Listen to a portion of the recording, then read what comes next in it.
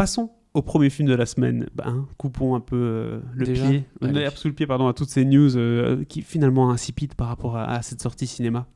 De quoi tu parles?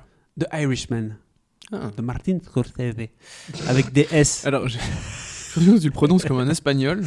C'est mon côté sanguin, tu sais. Alors qu'il est d'origine italienne. Bon, c'est vrai. Ouais. Pourtant, il aime bien le sujet des mafieux. J'avais jamais fait le lien. Mais ouais, je te jure. Petit rital de famille. D'ailleurs, j'ai vu que sur Quotidien, ils ont diffusé la recette des spaghettis bolo de sa mère. Comme quoi, le journalisme... Ils ont fait ça. Va de mieux en mieux. Ah oui. Donc, film de Martin Scorsese avec notamment Robert De Niro, Al Pacino, si je me trompe, Joe Pesci, mais il n'est pas dedans. C'est quoi ce site? Harvey Keitel, Anna Paquin, Ray Romano, Jesse Plemons, Bobby Cannavale. Ben voilà. Donc que un casting, non pas de dinosaures, excusez-moi mesdames et messieurs. Que des mecs qui ont déjà joué des mafieux. Oui, globalement. En fait, c'est le best-of de la mafia, très concrètement réuni dans un film de 3h30. Donc rien que ça paraît épique. Par contre, le synopsis est très court, je vous le lis.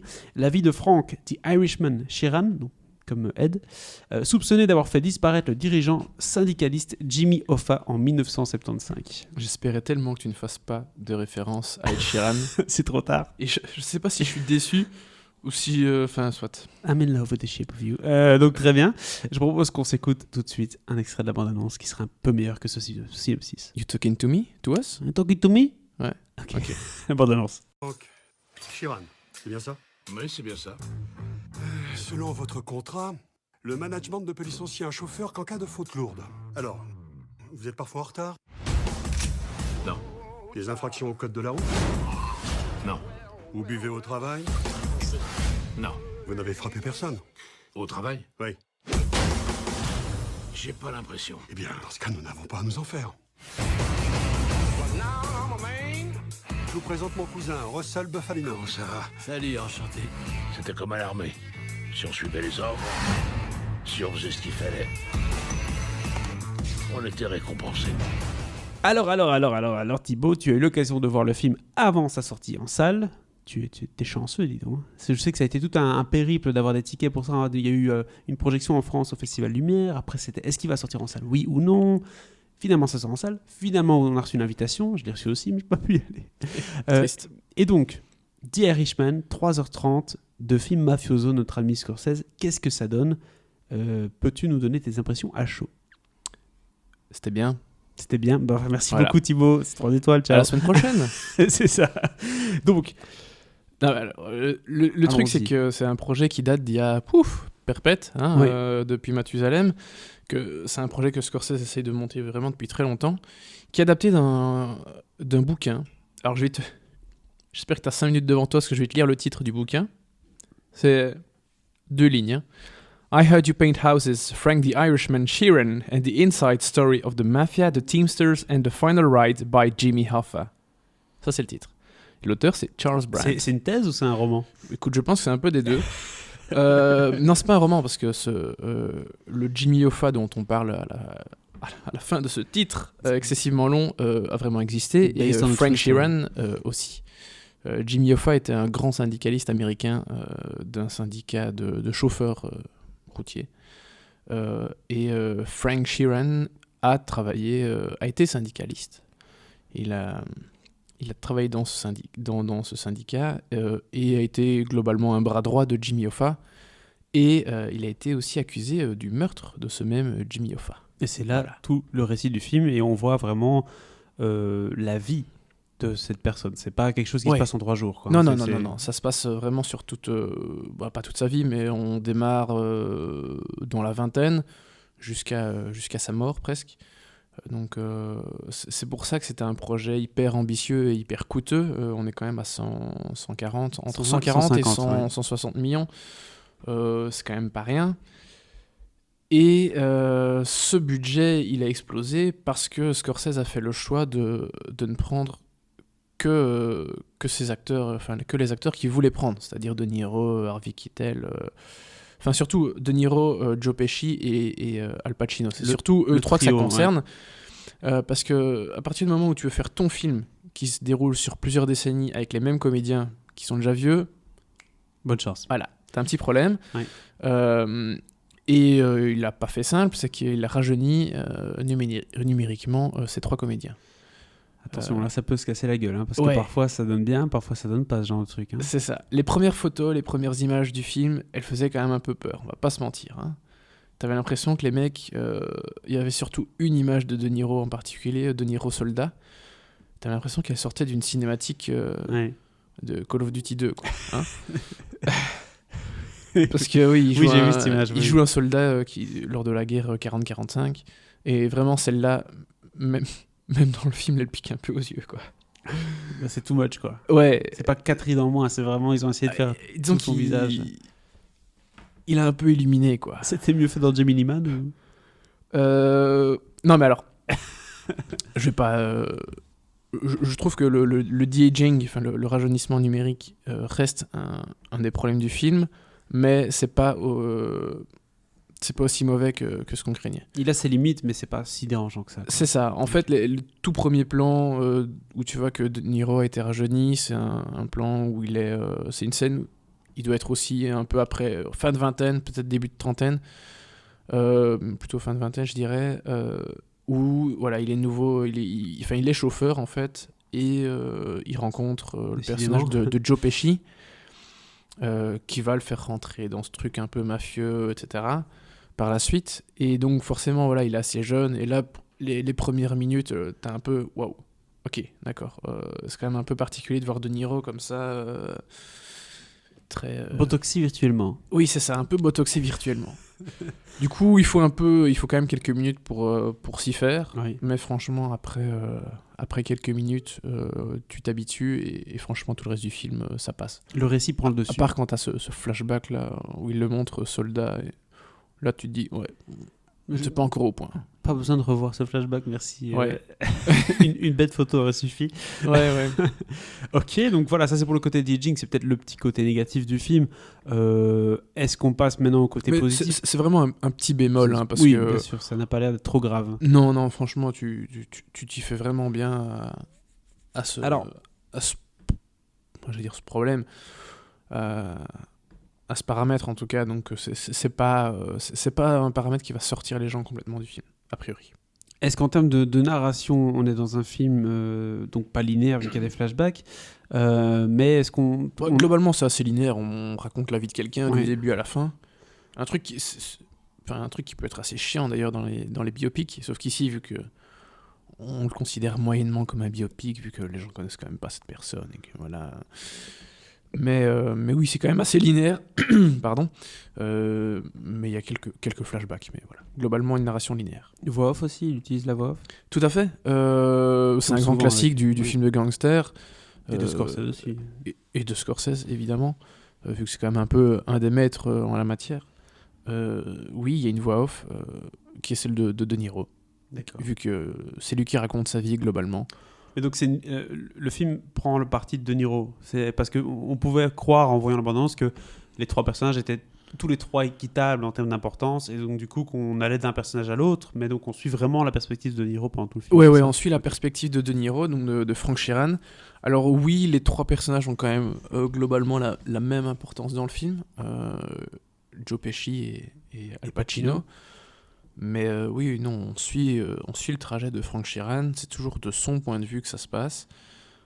Même s'il y a parfois des scènes qui montrent autre chose, mais globalement, c'est de son point de vue que tout se passe. Et on est quoi, dans un récit un peu similaire à celui du parrain, avec un mélange de scènes de discussion, de mélange d'action, ou quoi que ce soit, ou bien on est plutôt dans un film, tu sais, qui se déguste, qui est plutôt discussion au coin de table, petit chantage, gentil, enfin, c'est quoi comme genre de film? C'est Quel est le tempo? C'est plutôt la deuxième option. Il y a assez peu de violence dans le film. Il y en a. Il y a quand même quelques meurtres. À un moment, le personnage de Sheeran devient quand même tueur à gages. Oui. Donc, forcément, il va y avoir quelques têtes coupées, si je puis dire.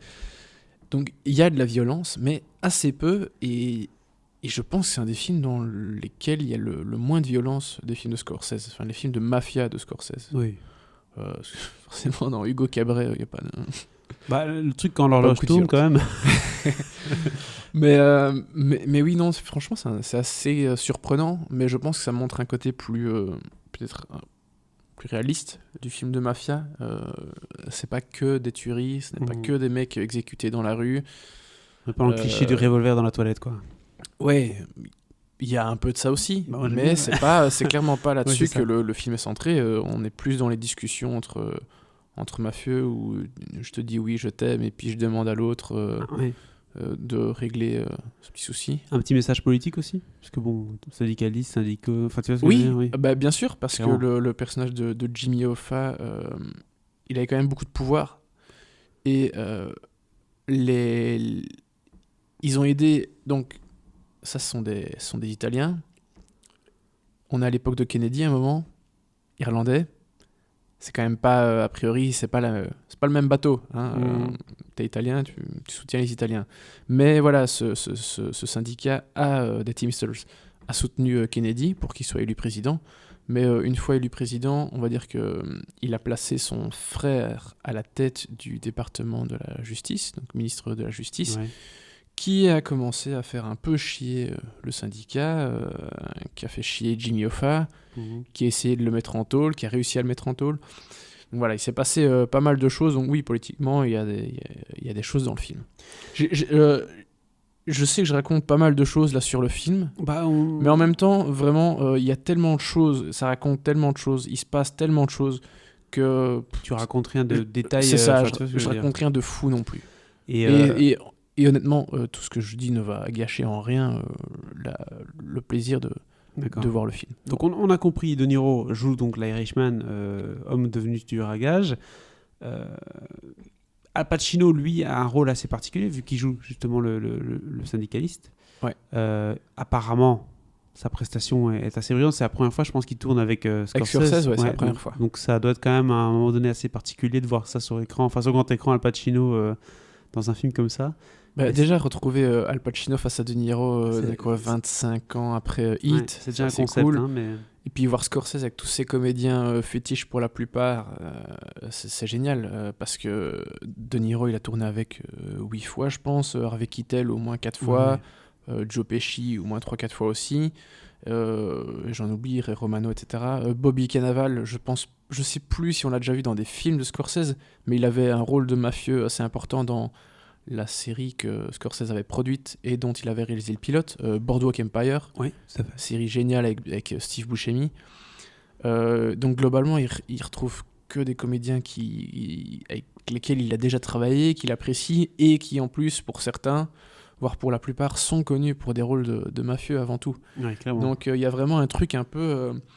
j'ai envie de dire que c'est un peu c'est facile et j'ai l'impression qu'on utilise de plus en plus cette expression de nos jours, mais c'est un peu un film somme pour Scorsese parce Un que tu best-of. retrouves toutes ces thématiques, ces comédiens, donc voilà, il y a vraiment un truc... Il lui manquait Al assez Pacino, dingue. du coup. Mais pour lui en manquait revenir à Al ça. Pacino parce qu'effectivement, Scarface, le parrain, Al Pacino a été aussi quand même une figure assez marquante du rôle de gangster, et Heat hein, aussi évidemment. Ouais, le parrain, c'est Mais suffisant. voilà, hein. surtout le parrain et Scarface. Oui. Mais du coup, le voir chez Scorsese, Mais attention, dans c'était Scarface, très il est attendu. cubain, il est pas italien. Certes. Mais c'était très attendu de le revoir face à De Niro chez Scorsese. Surtout que Al Pacino, alors je sais pas s'il aborde mieux sa fin de carrière que De Niro, qui a tendance à se retrouver dans des comédies... Avec Zac Efron. Et voilà, hein, Dirty Papi. Le stagiaire aussi avec Anna Thaoué. J'ai plutôt bien aimé. C'était pas ouf, mais Ok, d'accord. c'était potable. Continue. Mais non, mais de toute façon, peu importe ce qu'il fasse ces dernières années, il a jamais des grands rôles, De Niro. Il cachetonne un peu, il a besoin de pognon, Il quoi. a passé son âge Voilà. d'or, c'est tout. Et je pense qu'on lui propose pas grand chose de très intéressant à faire non plus. Donc à un Apparition moment, en je Joker, pense mais qu'il voilà. s'est résigné et voilà. Et il prend ce qu'on lui propose.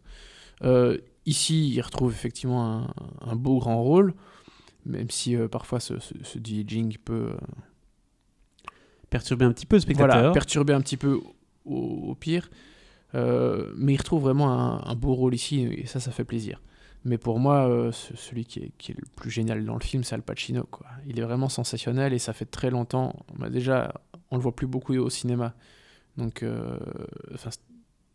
cette année, on l'a vu dans 2 films, c'est le Tarantino et celui-ci, quoi. Et il est génial. Bon, dans le Tarantino, il a une scène de 3 minutes, même pas. Donc c'était vite expédié. Mais voilà, on le voit quasi plus au cinéma, Al Pacino. Donc le revoir dans un film aussi important, aussi grand, c'est vraiment une fresque, ce film. 3h30, c'est énorme. Ça se regarde très facilement, hein. Tu vois pas le temps passer, forcément. Mais voilà, voir Al Pacino dans un grand film comme ça fait très longtemps. Et vraiment, il est sensationnel, quoi. J'étais vraiment ravi de le revoir comme ça. Ça donne envie. Dernière question. Tu parlais de 3h30, de densité. Ça passe tout seul, mais ça passe tout seul parce qu'on est fan de ces films-là, ou ça passe tout seul de manière générale aussi pour quelqu'un qui aime les films. Enfin, tu vois ce que je veux dire? Parce que c'est facile pour quelqu'un qui aime déjà à la base. C'est une bonne question. Voilà. Je suis pas sûr que je pourrais y répondre parce que perso, je pense comme beaucoup de monde, c'est un peu facile de dire que t'aimes les films de Scorsese, t'aimes Quand les on est films de mafia de cinéphile, Scorsese. c'est difficile voilà. de pas aimer ça, quoi. Comme proposition. Bah oui, c'est ça. Donc franchement, je peux pas vraiment répondre à la question. Je pense que malheureusement, vu les conditions, vu la société actuelle et parfois les conditions de projection, quand tu vois que les gens savent plus passer de leur téléphone pendant une séance de cinéma, je pense que 3h30, ça peut paraître très très long pour certains. Oui. Donc, ça peut pas être facile. Mais j'ose espérer que le public sera intelligent. Il fera les choses bien. Ou le regarde chez lui, sur Netflix quand il sortira, Ouais. en prenant des pauses. Mais bon, Alors, là aussi, c'est une autre question. Je vais dire, on est en Belgique, donc je peux le dire. C'est vraiment un film à voir au cinéma. Ok. En France, je trouve ça un peu particulier, les journalistes français qui disent ça, parce qu'ils savent pertinemment que les films que les films Netflix ne sortent pas en salle. Ils sont tous là, c'est génial, il faut le voir sur grand écran. Et je trouve que quand les gens de ton pays ne pourront pas voir ce film sur grand écran, ça fait vraiment le connard privilégié, débile, quoi, tu tu vois. C'est génial. C'est débile. C'est comme dire, il faut Ta gueule. absolument le voir en version hollandaise. T'es là, ouais, mais je suis pas en Hollande. C'est ce que je veux dire. Enfin, Non, mais c'est exactement c'est ça. n'importe quoi. Donc, voilà. Mais nous, on peut le dire. Parce qu'on a la chance que les films Netflix sortent en salle. Enfin, chance. Très rapidement, Je pense que il sort à quel cinéma à Bruxelles, notamment? Au cinéma Aventure, et je pense qu'il est au cinéma Vendôme aussi. Mais ça, il faut vérifier. Quand même, ils ont bien réussi leur coup, quand même. Ah bah, écoute, d'autres cinémas ont refusé. Le Palace, notamment. Ouais. Donc, voilà. Le cinéma Aventure n'a pas le plus grand écran de Non. Bruxelles, clairement. Mais il a une chouette atmosphère. Mais une chouette Ça sent ambiance. Ça sent un peu le salon, Franchement, le salon des ongles. Si j'ai 3h30 à tuer un soir, j'irai volontiers le revoir à l'Aventure, tu sais, avec une petite bière, une petite soirée sympa. C'est de la scène, toi, Ouais. tu sais. Exactement. Tu sais comment me convaincre. C'est pas par le film. Bah ouais, bien sûr. Si, bien sûr. Bien sûr. Alors, qu'est-ce que tu lui donnes comme cote à The Irishman? 4 étoiles. 4 Vraiment, étoiles pour The c'est- Irishman. C'est du grand Scorsese, en très grande forme. Il n'arrête pas, lui. Ouais. J'avais beaucoup aimé Silence, mais honnêtement, il faudrait que je le revoie. Parce que je l'avais vu à une projo presse où il n'y avait pas de sous-titres en français. Donc je peux te dire que quand les persos parlent japonais avec les sous-titres flamands, même si je comprends un peu le flamand, parfois c'était un peu... C'est fou, ça. Ils n'avaient pas mis en français pour la Non, mais presse c'était francophone. vraiment une projo presse assez tôt. Je pense Ouais. que le film sortait fin décembre et on était fin octobre, début Ouais, novembre. d'accord. Donc, non, Ils avaient peur que les gens étaient en vacances de Noël ou quoi écoute, je ne sais pas. Mais on l'a vu vraiment tôt et tant mieux. 4 Non, non, je étoiles. pense que le film sortait même plus tard, style en février ou soit. Bref. 4 étoiles du coup pour The Irishman de Martin Scorsese.